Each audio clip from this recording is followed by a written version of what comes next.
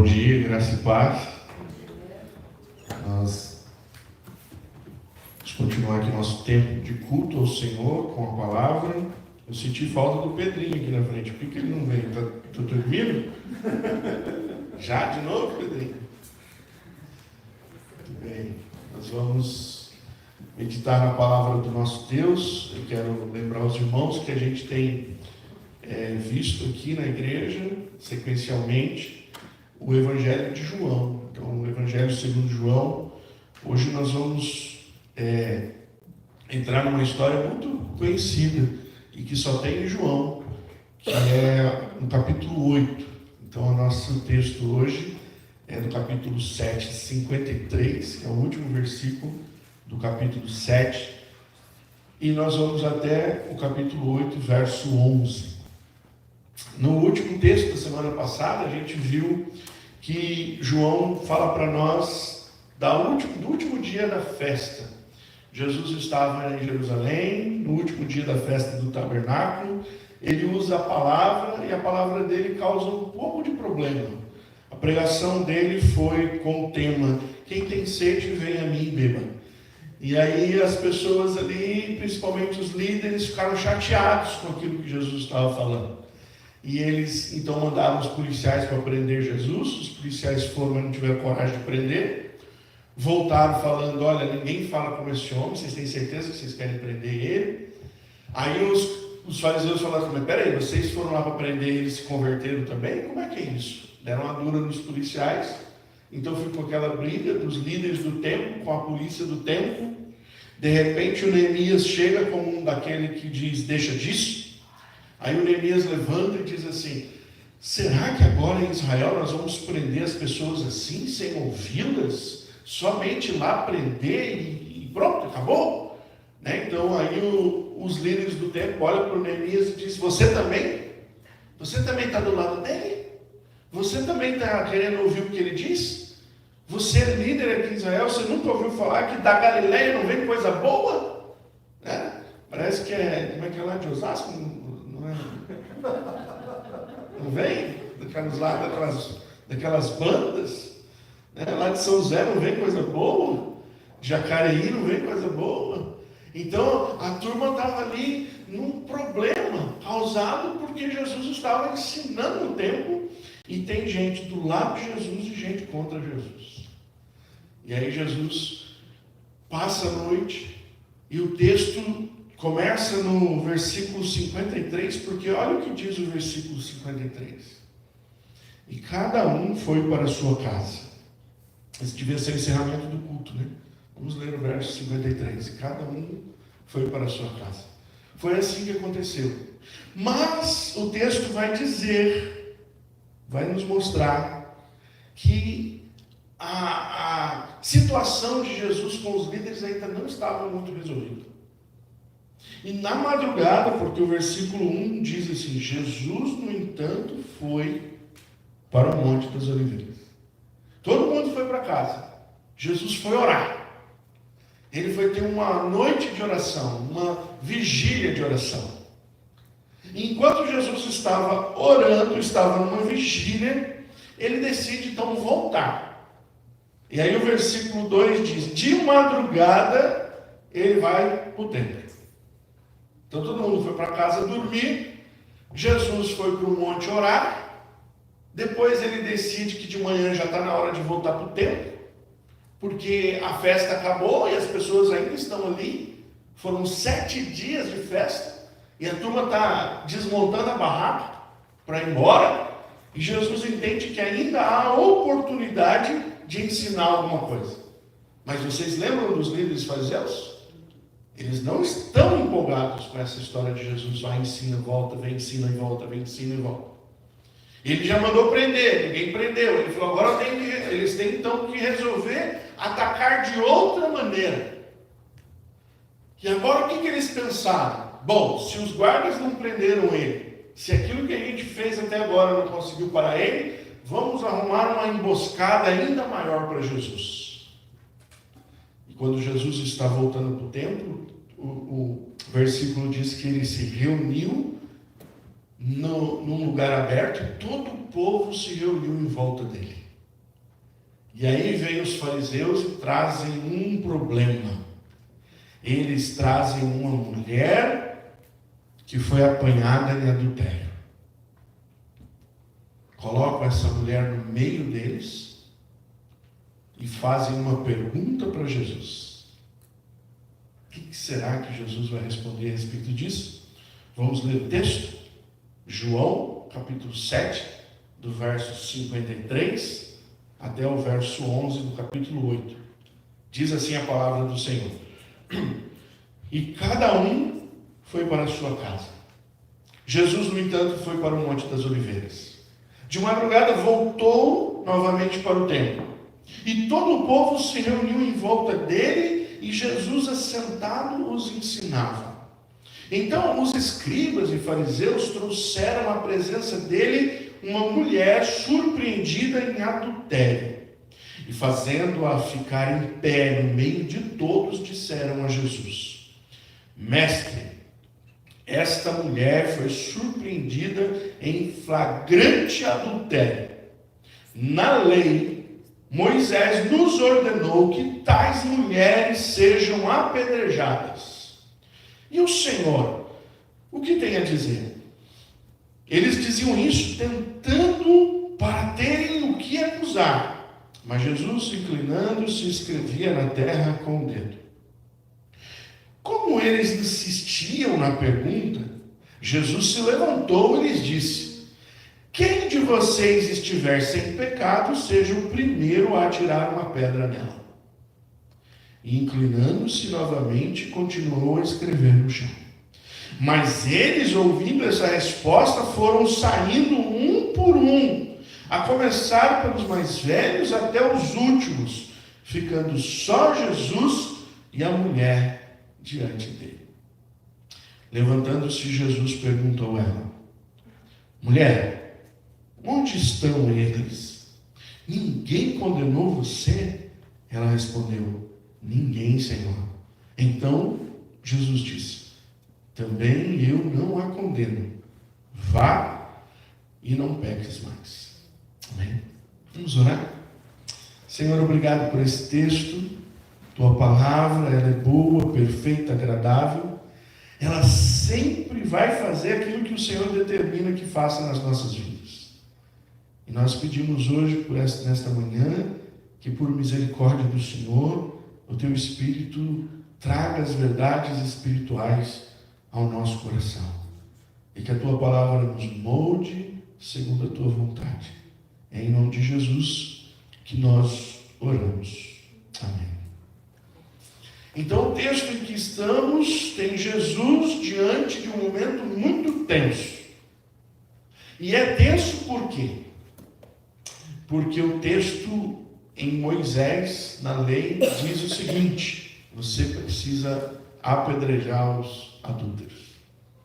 Olha lá comigo, Deuteronômio capítulo 22, do verso 22 ao 24.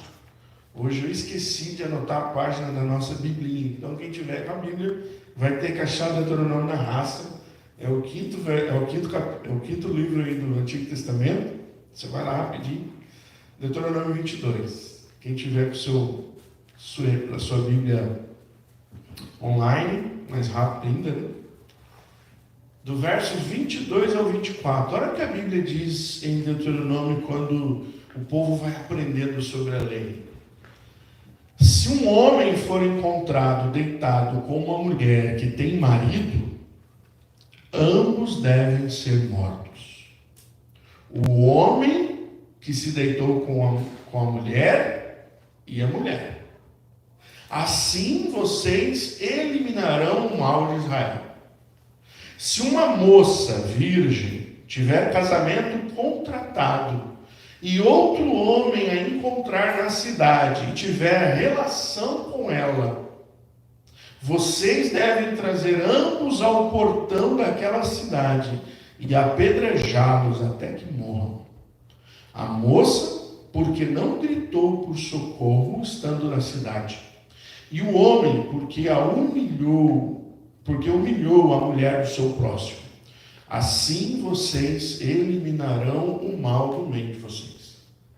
Então, segundo a ordem, até. Então, segundo a ordem da lei, os adultos devem morrer em praça pública. Era a lei de Moisés. E essa lei foi dada para que o mal fosse eliminado do meio do povo. Quando a gente lê o Antigo Testamento, a gente às vezes não compreende algumas leis. E para nós hoje, que estamos tão distantes desse texto, dessa história do povo de Deus, parece às vezes que Deus é um Deus cruel, é um Deus sanguinário, é um Deus malvadão. Tem muita gente que não entende a Bíblia porque diz assim: o Deus do Antigo Testamento é um malvadão e o bom do Novo Testamento é bonzinho. Eu não quero o Deus do Velho Testamento, eu quero ficar só com o Novo Testamento. O problema é que é o mesmo Deus. Então não dá para dividi-lo.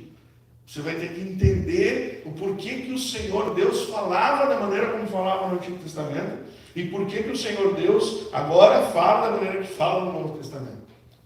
Então eu tenho uma ilustração que talvez ajude você. Quando Deus está criando o povo dele, ele está plantando um jardim. Mulheres que gostam de plantar jardim aqui, a Mirna eu sei que gosta, eu já ajudei ela lá no jardim dela. Mas alguém gosta de plantar jardim ou não? Só a Mirna? Só você, Mirna. O resto aqui é tudo povo da cidade.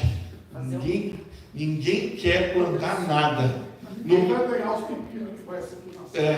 No máximo o pessoal quer aquela plantinha, lá no Brasil era do 99, você só passa assim o pano e ela já está limpinha, viu? Não precisa nem de água, nada e tal. Mas vamos pensar que a gente quer plantar um jardim. Se você fosse plantar um jardim na sua casa, o que você gostaria de plantar? Qual planta te agrada para plantar no jardim? Ninguém gosta de planta também aqui. Percebi. Dálias. Dália, lírios. Mais alguém? Palmeira.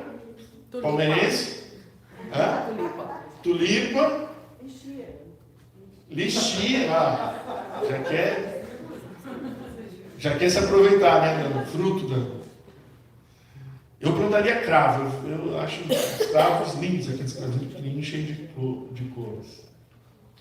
Você percebeu que ninguém aqui falou que ia plantar a erva daninha? Não precisa. Mas você não gosta? Você gosta da erva daninha? O que você faz quando ela nasce no seu jardim? Fora. Você não vai lá e arranca? Deus estava plantando um jardim. O povo dele era o jardim dele.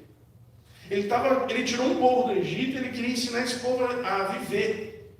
Ele queria ensinar esse povo a andar segundo as regras dele.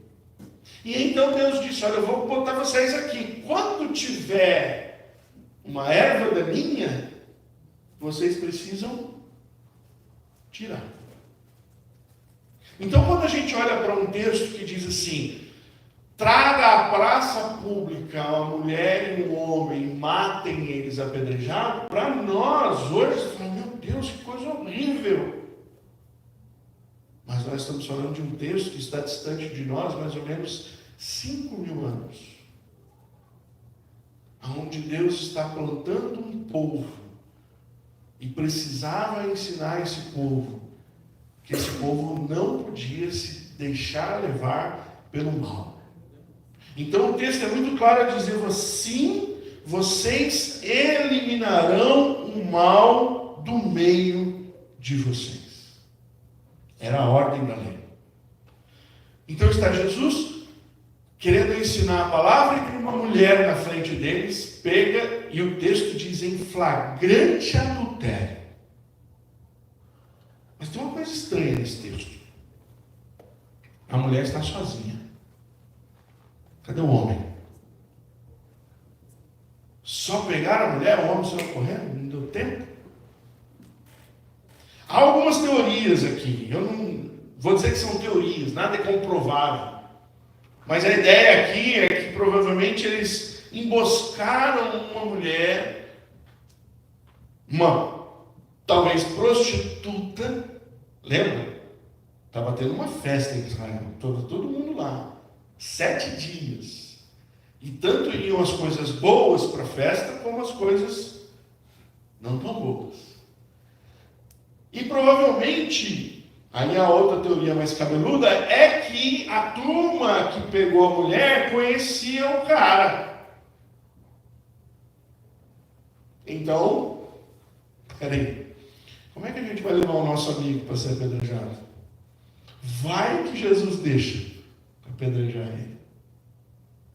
Então eles pegam só a mulher e colocam na frente de Cristo. Olha, o texto da lei, Jesus diz que a gente tem que matar essa mulher agora. O que você diz? Jesus não disse que ela tem que matar ela. Eu estou dizendo que eles falaram, Jesus, essa mulher tem que morrer. O que você diz? Que tem que fazer com ela? Então eu queria convidar vocês para olhar com esse tema hoje sobre um encontro com a misericórdia divina. No primeiro momento, eu quero que você olhe para esse texto com a seguinte ideia. Essa mulher, ela mereceu a morte. Isso é claro. A morte dela é merecida. Seu apedrejamento não era injusto. No seu apedrejamento estava como ordem da lei estabelecida na cidade. Outros pecados também eram passíveis de morte. Como, por exemplo, um assassino. Um assassino pego em flagrante deveria ser levado e morrer. Você pode mudar para mim? Se um filho, veja bem os filhos desobedientes de hoje. Um filho desobediente naquela época, que era muito desobediente, que dava muito problema mesmo. Os pais tinham que levar ele na praça pública e autorizar que ele fosse morto apedrejado. Essa era a lei de Israel. Então, quando nós estamos olhando para esse momento, a mulher merecia a morte. Vejamos a reação de Cristo ao questionamento dos judeus. Primeiro, ele ignora. Ele fala, está escrevendo lá, não sabe o que ele está escrevendo, e depois ele responde. E ele autoriza a morte da mulher. Jesus não vai contra a lei. Jesus diz, pode matar. Contudo, entretanto, todavia, que faça isso aquele que não tem nenhum pecado. Mas Jesus não foi alguém que pulou na frente da mulher e disse, não façam isso! E começou um discurso dizendo que não era para apedrejar a mulher. Ele disse, verdade, a lei diz. Então quem não tem pecado pode começar a matar. Ok? Então a lei está clara. É possível morrer. Mas a história dessa mulher, irmãos, está aqui por um motivo. Para que a gente saiba que o problema dessa mulher é um problema de todos nós. Aquela mulher era a representação de que alguém que tem pecado tem que morrer. E esse problema foi descrito por Deus lá no Éden, quando a mulher comeu do fruto e Eva entregou para Adão. E Deus já disse naquela época, se vocês comerem, se vocês desobedecerem, o fim de vocês é morrer. Então a morte entrou por causa da desobediência. O apóstolo Paulo explica isso para nós, mais ou menos, quando ele escreve lá em Romanos capítulo 6, verso 23, na primeira parte do versículo. Ele diz assim, o salário do pecado é a morte. Você trabalha? Quem trabalha gosta do quê? Chegar no dia do pagamento, dar uma olhada no... Como é que chama aquele negócio que a gente recebia no Lerite, né? Recebia antigamente, não interessava nem saber o que é isso. Era um negócio chamado olerite. Eu lembro que numa fábrica que eu trabalhava, fazia fila para pegar o olerite. A gente ia na fila lá no banco. Aí chegava lá e pegava o olerite. Era uma alegria quando pegava. Era só até abrir a alegria. Quando você abria, já não tinha mais nenhuma alegria. Você começava a ver os descontos, né? Era a linha azul de um lado, a linha vermelha do outro. A linha azul acabava rapidinho, a vermelha era assim. Mas quem trabalha quer receber o seu salário. É algo que é devido. Ninguém está sendo bonzinho com você. Você trabalhou, você fez por merecer. Certo? Sabe o que Deus está dizendo para você e para mim quando Ele diz que o salário do pecado é a morte? Você fez por merecer. Não estou dando de graça para você não, você fez por merecer. Parabéns, está aqui o teu salário. Você vai morrer. Porque você pecou. Quando a gente olha para esse texto da mulher na frente de Jesus, e Jesus não impede que ela seja apedrejada, o que Jesus está ensinando para as pessoas é o seguinte: a lei e a ordem de Deus não mudou. O salário do pecado é a morte. E se você cometer um pecado e esse pecado for levar você a algum caminho, vai levar você à morte. Não tem um outro lugar para você andar. Então, eu queria lembrar com você, ensinar aqui rapidinho para você 3 tipos de morte, que é o que eu ensino quando eu faço o discipulado para alguém que quer aprender mais de Jesus, que quer crescer na graça de Deus, ou que vai se batizar. Então a gente faz um discipulado. Então eu me encontro com essa pessoa, ensino a palavra para ela, né? Ultimamente eu estou discipulando 3 pessoas, 2 do Rio Grande do Sul e uma de Recife. Então a gente se reúne na internet 1 hora por semana e eu ensino os passos do Evangelho. Como é que é o Evangelho? E eu ensino 3 coisas sobre a morte. Primeira coisa, a primeira morte é a morte espiritual. Sabe qual é essa? É aquela que está escrito lá em Efésios capítulo 2. Quando Deus diz, nós estamos mortos nos nossos delitos e pecados. Morte é separação. E a primeira morte é a sua separação de Deus. Quando você está em pecado, você está separado de Deus. Isaías 59, 2 vai dizer, os vossos pecados fazem separação entre vocês e o seu Deus. Não existe nenhum ser humano sobre a face da terra que tem comunhão plena com Deus em si mesmo, porque ele é um pecador, ele não pode ter comunhão com Deus. Os seus pecados fazem separação entre você e o seu Deus. Deus está de um lado, o homem está de outro.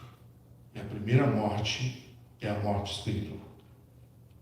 Segunda morte é a morte física. Essa é a separação do corpo e do espírito. Se dá quando nós morremos fisicamente. Quando nós vamos a um velório, a frase que você mais vai ouvir no velório é: este é um culto de corpo presente. Interessante, né? Por que se fala que é o corpo presente? Porque, segundo as Escrituras, aquela pessoa que está ali sendo velada, ela não está completamente mais ali. Porque a morte, a física, é uma outra separação. É a separação do teu espírito com o teu corpo. E a Bíblia diz que o teu corpo volta ao pó e o teu espírito volta a Deus. Mas aí tem a terceira morte, que é a morte eterna. Essa é quando Deus decide o seu fim. E se você não tem Cristo como Senhor e Salvador da sua vida, quando o teu espírito volta para Deus, Ele encaminha o teu espírito para o inferno. Essa é a terceira morte. Dessa não tem mais saída. Então, quando Jesus está diante daquela mulher, irmãos, ela já está morta. Ela está em pecado. A sua vida está distante de Deus. Os seus caminhos levam para longe de Deus. Semana que vem, se você tiver interesse, nós vamos voltar no texto do versículo 12, que Jesus começa dizendo assim: eu sou a luz do mundo, quem vê a mim não vive em trevas. Ele vai falar isso logo após ele entender que aquela mulher ali é um exemplo para pessoas que estavam ali, para dizer que ela vivia em trevas, e por estar vivendo em trevas, ela estava morta espiritualmente, e alguns minutos de morrer materialmente, fisicamente, e se aquilo acontecesse, ela estava a alguns segundos de morrer eternamente. A perspectiva de Deus ao mostrar aquela resposta para aquela mulher é dizer: sim, você merece a morte. Todos nós aqui estamos trabalhando para merecer a morte. O salário do pecado é a morte. Mas graças a Deus que essa mulher que estava ali e podia receber a morte, ela recebeu a vida. A história desta mulher é também a minha história. A história dessa mulher também já deve ser a sua história, se você já teve um encontro real com Cristo. A história dessa mulher pode ser a sua história hoje, se você ainda não teve um encontro com Cristo. Essa mulher merecia a morte, mas ela recebeu a vida. Por isso, eu convidei vocês para ver esse texto hoje como um encontro com a misericórdia divina. Qual é a definição de misericórdia? A definição de misericórdia é: Deus não te dá aquilo que você merece. Você, quando era mais novo, apanhava da sua mãe, do seu pai? Ninguém aqui. Você apanhava? O Márcio até chorou, juntou uma lágrima assim do olho. Sabe quando a gente conhece a misericórdia? Eu já tive muitas vezes a misericórdia da minha mãe, mas não era porque minha mãe era boa, porque ela era esquecida, graças a Deus. Então ela dizia, a gente saía junto em família, e eu aprontava. Ela olhava para mim e dizia: lá em casa eu te pego. Sabe aquela música do Michel Teló? Eu acho que foi inspirado nas mães, né? Você vai ver depois, eu pego você. Vou pegar você depois. Então ela olhava para mim e falava assim: eu vou pegar você. E ali eu entrava numa ansiedade tremenda. Acabava o passeio, onde a gente estivesse já tinha problema. Eu ficava pensando: meu Deus do céu, eu já sabia qual era o ritual da minha mãe. Sua mãe tinha um ritual? A minha tinha. Ela chegava em casa, nossa casa tinha um corredor, o meu quarto era o último. O quarto dela era antes do meu. Então tinha um corredor. Ela parava na sala, perto do corredor, e falava assim: passa para o seu quarto. Eu falava: ai, Jesus. Quando eu chegava no meu quarto, ela entrava no quarto dela. E o guarda-roupa dela era velho. Quando ela ia pegar a cinta, o guarda-roupa fazia... Eu tenho trauma até hoje quando o guarda-roupa abre e faz isso. E ali eu sabia que eu ia apanhar. Mas tinha vezes que minha mãe dizia assim: ó, depois eu te pego. E ela esquecia. Sabe o que é isso? Misericórdia. Ela prometeu, mas ela não cumpriu. Deus, quando mandou Jesus para nós, Ele disse para você o seguinte: ó, volta lá, Márcio, por favor. Você merece a morte. Olha Deus olhando para você e dizendo: ó, você merece a morte. Mas Deus não é esquecido. Por graça e misericórdia, Ele disse: eu vou te dar a vida. Cristo afronta a consciência daqueles homens que estavam diante daquela mulher e diz: tá bom, vocês querem matar uma mulher que foi presa em adultério? Legal, a lei deixa. Eu não vou impedir, mas eu vou só dar um conselho. Quem de vocês não é assalariado que merece a morte? Quem de vocês estiver limpo dos pecados, pode ser o primeiro. Pega a pedra e atira. E o texto é tão interessante que ele é detalhado, dizendo assim: e saíram jogando a pedra no chão, um por um, dos mais velhos até os mais novos. Porque quanto mais velho a gente vai ficando, mais a gente vai entendendo que a gente não presta. Sabia? A gente tem mais tempo de caminhada. O pessoal mais novo acha que não presta um pouquinho, mas está tudo bem. A gente que é mais velho, a gente já sabe que a gente não presta mesmo. A nossa consciência está cheia de pecado. Nós temos conhecimento de quem nós somos. E é aí que estes homens começam ali a lançar suas pedras. Veja, irmão, Jesus já havia ensinado nesse momento que o adultério não é você ter uma relação com a outra pessoa fora do casamento.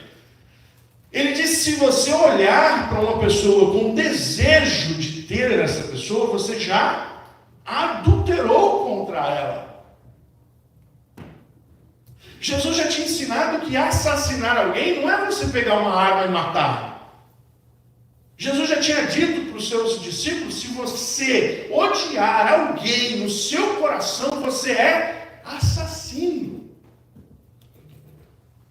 Então agora Jesus está lembrando aqueles homens a seguinte situação: se há em você plena pureza e não há pecado algum, você é um juiz perfeito, taque a pedra.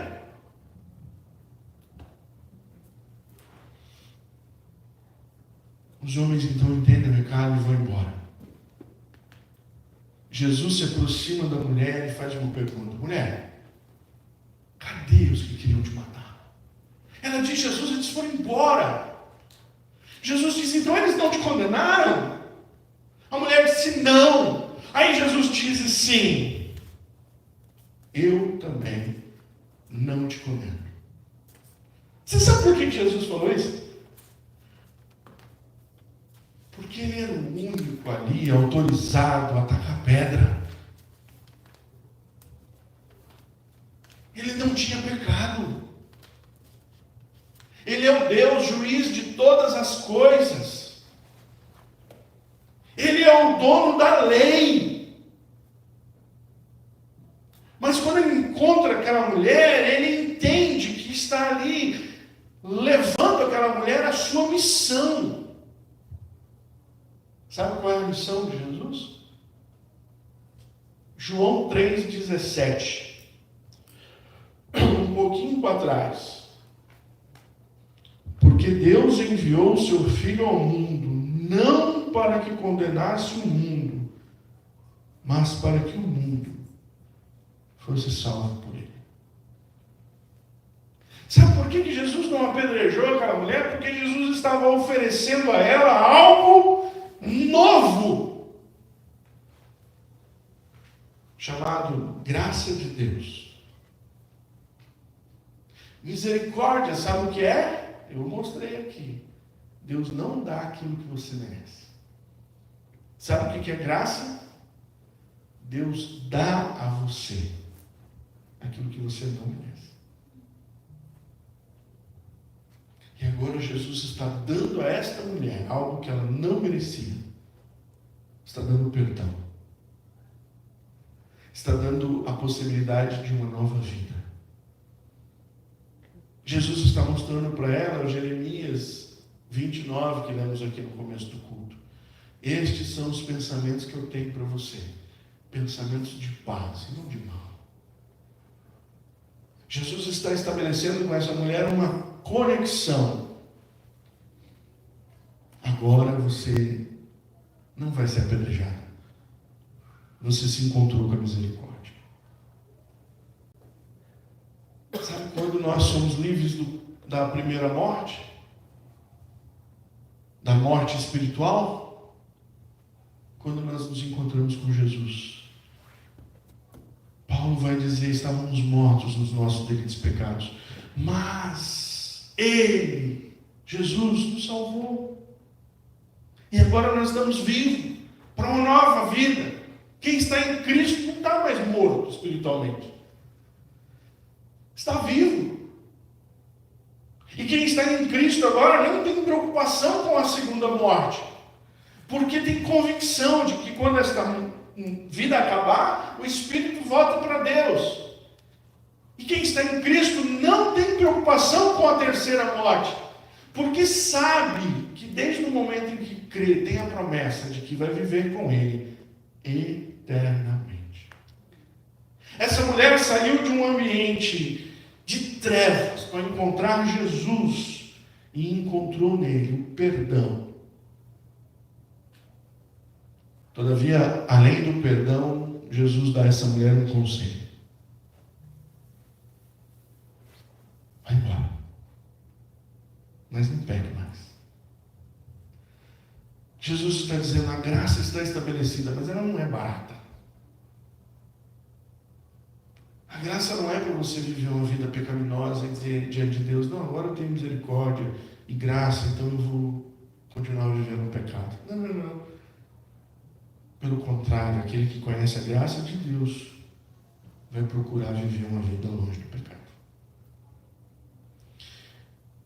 Jesus quer que ela saiba que o perdão é oferecido, mas que aqueles que recebem o perdão não devem banalizá-lo ao retornar ao pecado.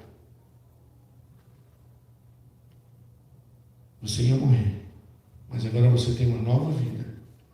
Vá e viva diferente. Não viva mais como uma erva daninha. Viva como um lírio, como um cravo, como uma rosa, com algo que Deus quer ter sempre e que nunca quer arrancar. Quero concluir hoje dizendo o seguinte: Jesus estava naquele momento presente para livrar aquela mulher da morte. Hoje, Ele está aqui presente para fazer a mesma coisa com aqueles que precisam. Com aqueles que precisam dizer: eu sei que eu sou pecador, eu não quero o salário do pecado. E só em Cristo nós podemos achar a misericórdia para a nossa vida. Vamos orar?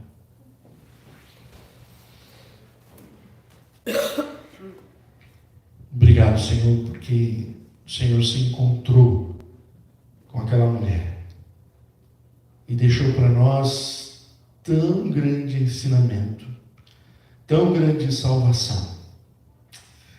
Reconhecemos, ó Deus, que precisamos do Senhor para nos livrar da morte. E se por acaso há alguém aqui, neste lugar, na internet, vendo esta mensagem neste momento, que o Senhor traga a ele condição de confessar seus pecados e ser perdoado e se encontrar com a misericórdia. Em nome de Jesus que eu oro. Amém e amém. Bom, antes de passar a palavra ao Márcio, só lembrar então que aquilo que eu faço com